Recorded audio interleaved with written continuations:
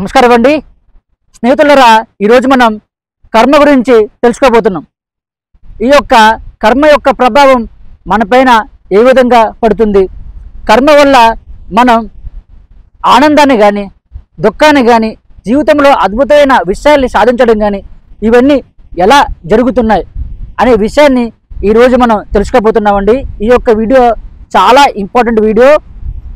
మొదటి నుండి చివరి దాకా వీడియోని స్కిప్ చేయకుండా చూడండి. అప్పుడే నేను చెప్పాలనుకుంటున్న విషయం మీకు పూర్తిగా అర్థమవుతుంది. మొదటగా కర్మ అంటే ఏంటి, అలాగే కర్మ యొక్క ప్రభావం మన పైన ఏ విధంగా పడుతుంది అనే విషయాన్ని తెలుసుకునే ప్రయత్నించేద్దాం. కర్మ అంటే పని అని అర్థం అన్నమాట. అయితే ఈ యొక్క కర్మ యొక్క ప్రభావం మన యొక్క శరీరం పైన ఏ విధంగా పడుతుందో తెలుసుకునే ప్రయత్నించేద్దాం. చూడండి స్నేహితులారా, మన యొక్క శరీరంలో అన్నమయ కోశం, మనోమయ కోశం, ప్రాణమయ కోశం, విజ్ఞానమయ కోశం, ఆనందమయ కోశం అనే 5 రకాల శరీరాలు ఉంటాయి. అయితే ఈ యొక్క 5 రకాల శరీరాలలో అన్నమయ కోశం, మనోమయ కోశం, ప్రాణమయ కోశం మీద మనం చేసే ప్రతి ఒక్క కర్మ యొక్క ప్రభావం పడుతుంది. అంటే మనం డైలీ వారి జీవితంలో చేస్తున్న ప్రతి ఒక్క పని యొక్క ప్రభావం అనేది పడడం జరుగుతుంది. అది ఎలా పడుతుంది అనే విషయాన్ని తెలుసుకునే ప్రయత్నించేద్దాం. ఉదాహరణకి, ఒక వ్యక్తి అధికంగా వర్క్ చేసి అలసిపోయి ఒక పక్కన కూర్చున్నాడు. ఇంకో 15 నిమిషాల్లో లేక 20 నిమిషాల్లో మరలా వర్క్ చేసేందుకు సంసిద్ధం అవ్వాలి. అయితే తనకి ఎటువంటి టీ తాగే అలవాటు లేదు. కానీ తన యొక్క ఫ్రెండ్ టీ తాగి ఈ యొక్క 20 నిమిషాలలో సంసిద్ధం అవి వర్క్ని చాలా వేగంగా ఆహ్లాదంగా చేయడం మొదలుపెట్టాడు. కానీ ఈ యొక్క వ్యక్తికి టీ తాగే అలవాటు లేదు కదా. కానీ ఈ యొక్క 20 నిమిషాల తర్వాత తను కూడా వర్క్ చేయడం మొదలుపెట్టాడు. కానీ తన యొక్క ఫ్రెండ్ చేస్తున్న అంత చురుగ్గా వర్క్ చేయడం కానీ ఆహ్లాదంగా వర్క్ చేయడం అనేది తనలో లేదు. కాస్త లేజినెస్ కానీ, నా మీదే అధికంగా పని ఒత్తిడి పెడుతుందనే ఒక బాధ కానీ తనలో కలిగింది. తన యొక్క ఫ్రెండ్ని చూసి ఇన్స్పైర్ అయిన ఈ యొక్క వ్యక్తి తర్వాత రోజు తన యొక్క ఫ్రెండ్ ఏ విధంగా అయితే టీ తాగాడో తను కూడా అదే విధంగా టీ తాగడం మొదలుపెట్టాడు. మొదలుపెట్టగానే తన యొక్క శరీరంలో ఎటువంటి అనుభవం కలిగిందంటే, టీ తాగిన తర్వాత శరీరం చాలా ఆహ్లాదంగా ఉండడం, తన యొక్క మనస్సు వర్క్ చేసేందుకు సహకరించడం, శరీరంలో అధికంగా ఎనర్జీస్ పెరగడం, ఇటువంటి అనుభవాలు కలగడం మొదలుపెట్టాయి. ఇటువంటి అనుభవాలు కలిగాయన్నమాట. తద్వారా తను కూడా తన యొక్క ఫ్రెండ్ ఏ విధంగా అయితే వర్క్ చేశాడో అదే వేగవంతంగా వర్క్ చేయడం మొదలుపెట్టాడు. అయితే ఈ యొక్క టీ యొక్క ప్రభావం ఈ యొక్క వ్యక్తి మీద ఎలా పడింది, అలాగే కర్మ యొక్క ప్రభావం తద్వారా ఎలా తనపైన ప్రభావం చూపిస్తుంది అనే విషయాన్ని ఇప్పుడు తెలుసుకునే ప్రయత్నించేద్దాం. ఎప్పుడైతే ఈ యొక్క వ్యక్తి టీ తాగాడో అప్పుడు తన యొక్క శరీరంలో కొన్ని రసాయనిక చర్యలు జరుగుతాయి. తద్వారా తనలో హార్మోన్స్ అనేవి రిలీజ్ అవుతాయి. హార్మోన్స్ అనేవి రిలీజ్ అవడం వల్ల శరీరం అనేది చాలా యాక్టివ్గా చురుగ్గా మారడం జరుగుతుంది. అప్పుడు తను టీ తాగిన ప్రభావం అనేది తన యొక్క అన్నమయ కోశం మీద ప్రభావం చూపిస్తుంది. అలాగే వర్క్ చేస్తున్నప్పుడు తన పైన అధికంగా పని ఒత్తిడి ఉండదు. చాలా ఆహ్లాదంగా ఆనందంగా వర్క్ చేసేందుకు మనసు సహకరించడం జరుగుతుంది. ఆ యొక్క సందర్భంలో టీ యొక్క ప్రభావం అనేది తన యొక్క మనోమయ కోశం మీద ప్రభావం చూస్తుంది. అయితే వర్క్ చేసేందుకు తన యొక్క శరీరంలో అధికంగా ఎనర్జీస్ ఉన్నాయి కదా, అప్పుడు ఆ యొక్క టీ యొక్క ప్రభావం తన యొక్క ప్రాణమయ కోశం మీద ప్రభావం చూస్తుంది. ఆ విధంగా టీ అనేది తన యొక్క శరీరంలో ఉండే అన్నమయ కోశం, మనోమయ కోశం, ప్రాణమయ కోశం మీద ప్రభావం చూస్తుంది. తద్వారా ఈ యొక్క టీ యొక్క ముద్రత అనేది ఈ యొక్క 3 శరీరాలపైన ముద్రితమై ఉంటుంది. దానివల్ల ఏమవుతుందంటే తర్వాత రోజు కూడా తను వర్క్ చేసి అలసిపోగానే మరలా టీ తాగాలనే ఒక ఆలోచన క్రియేట్ అవుతుంది. తద్వారా మరలా టీ తాగుతాడు.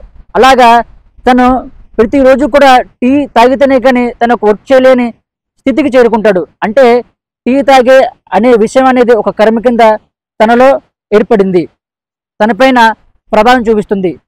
తనకి ఏదైనా వర్క్ చేసేటప్పుడు టీ అనేది దూరమైందనుకో తనకి వెంటనే కోపం రావడం కానీ, ఏదో కోల్పోతున్న అనుభవం కలగడం కానీ, ఈ వర్క్ చేసేందుకు నాకు కావాల్సినంత శక్తి లేదు అనే భావన కలగడం కానీ తనకి ఏర్పడుతుంది.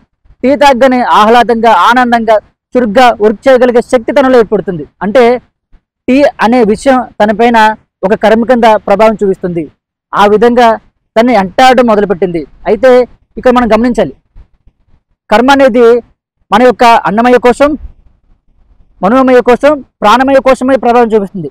విజ్ఞానమయ, ఆనందమయ కోసం మీద ప్రభావం చూపించట్లేదు. ఇదే విధంగా మనం చేసే ప్రతి ఒక్క పని కూడా ఈ యొక్క 3 శరీరాలపైన ప్రభావం చూపిస్తూ మనల్ని నడిపించడం జరుగుతుంది. ఆ విధంగా కర్మ అనేది మనల్ని వెంటాడడం జరుగుతుంది. మరొక ఉదాహరణ కూడా తెలుసుకునే ప్రయత్నం చేద్దాం. ఒక వ్యక్తి తన యొక్క జీవితంలో ఒక భయంకరమైన సంఘటన ఏర్పడగానే తను ఇప్పుడు ఊహించలేని సంఘటన అది. ఒక్కసారిగానే ఆ యొక్క సంఘటనకు సంబంధించిన విషయాన్ని పదే పదే తను తెలుసుకుంటూ అప్పుడు తనకి ఏర్పడిన బాధని ఇప్పుడు అనుభవంలో తెచ్చుకుంటాడు. అప్పుడు ఏమవుతుంది, ఎప్పుడైతే ఆ యొక్క సంఘటనకు సంబంధించిన బాధని తన యొక్క అనుభవంలో తెచ్చుకుంటాడు, అప్పుడు శరీరం చాలా బలహీనంగా మారుతుంది. ఆ క్షణంలో తన యొక్క అన్నమయ కోశం మీద ఆ యొక్క ఆలోచన యొక్క ప్రభావం పడుతుంది. పదే పదే ఆ యొక్క ఆలోచనని రిపీట్ చేస్తూ అలా జరిగింది, ఇలా జరిగింది అని భావం చేస్తున్నాడు కదా, ఆ క్షణంలో మనోమయ కోశం మీద ప్రభావం చూపిస్తుంది. ఒకే ఆలోచనని పదే పదే ఆలోచిస్తున్నప్పుడు అక్కడ కొంత ఎనర్జీ అనేది క్రియేట్ అవుతుంది. ఆ యొక్క ఎనర్జీ తనని బాగా బలహీనుడిగా చేయడం, అలాగే డిప్రెషన్లోకి వెళ్ళిపోయే విధంగా చేయడం, ఇలాగ తనపై ప్రభావం చూస్తుంది కదా, అప్పుడు ప్రాణమయ కోశం మీద ప్రభావం చూస్తుంది. ఈ విధంగా తను పూర్తిగా డిప్రెషన్లోకి వెళ్ళిపోవడం, తనకి ఆకలి వేయకపోవడం, అలాగే మనశ్శాంతి లేకపోవడం, తను ఏదైనా ఒక వర్క్ చేస్తున్నప్పుడు ఆ యొక్క వర్క్ అనేది తనకి కలిసి రాకపోవడం, ఇలా రకరకాల పరిస్థితులు తనకు ఎదురవ్వడం జరుగుతుంది. తద్వారా తన యొక్క జీవితంలో ఏదో జరిగిన సంఘటన పదే పదే తెలుసుకోవడం వల్ల అది కర్మ కింద తయారవి ఈరోజు తన యొక్క జీవితాన్ని నాశనం చేసింది. ఆ విధంగా కర్మ అనేది తనపైన ప్రభావం చూపిస్తుంది. ఉదాహరణకి ఒక వ్యక్తి కొన్ని నియమాలని తన యొక్క జీవితంలో అలవాటు చేసుకోవడం మొదలుపెట్టాడు. తను చదువుతున్న కాలం నుండి ఇప్పుడు దాకా తను స్కూల్కి వెళ్ళేటప్పుడు ఉదయాన్నే 4 గంటలు లెగిసి తను ఏదైతే చదవాలనుకుంటున్నాడో దాని గురించి పూర్తిగా చదివి, అలాగే స్కూల్కి వెళ్ళిన తర్వాత దాని గురించి ప్రతిరోజు కూడా మననం చేసుకుంటూ టీచర్లకి అప్పచెప్పడం, అలాగే తన యొక్క స్నేహితులతో డిస్కస్ చేయడం, అలాగే తను ఏదైనా ఒక మంచి ఆలోచన రాగానే దాన్ని తన యొక్క జీవితంలో అప్లై చేయడం, ఇలా కొన్ని పనులని తన యొక్క జీవితంలో అప్లై చేసుకుంటూ రావడం మొదలుపెట్టగానే తన యొక్క చదువు పూర్తయిన తర్వాత తన యొక్క జాబ్లో సెట్ అయ్యాడు అనుకుందాం. సెట్ కాగానే తను చిన్నప్పటి నుండి ఏదైతే వర్క్ చేశాడో ఉదయాన్నే 4 గంటలు లెగిసి తను చదవడం మొదలుపెట్టాడు కదా, దాని యొక్క ప్రభావం ఈ రోజు తనపై పడుతూ ఉంటుంది. ఎలాగా, ఉదయాన్నే 4 గంటలు లెగిసి తను ఏ వర్క్ అయితే చేస్తున్నాడో దాని గురించి పూర్తిగా విశ్లేషణ చేయడం, ఆ యొక్క వర్క్ని ఏ విధంగా చేయాలి అనే దాని గురించి పూర్తిగా ఆలోచన చేయడం, అలాగే ఆ యొక్క వర్క్ గురించి తన యొక్క స్నేహితులతో డిస్కస్ చేయడం, తద్వారా రకరకాల విషయాలను తెలుసుకుని వాటిని ఆ యొక్క వర్క్లో అప్లై చేయడం చేస్తాడు. తద్వారా తను చేస్తున్న వర్క్లో అద్భుతంగా రాణించడం జరుగుతుంది. ఆ విధంగా తన యొక్క జీవితంలో ఆనందకరమైన జీవితాన్ని జీవించడం, ఆహ్లాదంగా జీవించడం, తనకు కావాలనుకున్న ప్రతి దాన్ని కూడా సంపాదించడం జరుగుతుంది. అంటే తను ఇంతకు ముందు స్కూల్ లైఫ్లో చేసిన కర్మ యొక్క ఫలితం, పని యొక్క ఫలితం అనేది ఈ రోజు తనపై ప్రభావం చూపిస్తుంది. ఇదే విధంగా మనం చేసే ప్రతి ఒక్క పని కూడా మన పైన ప్రభావం చూపిస్తుంది.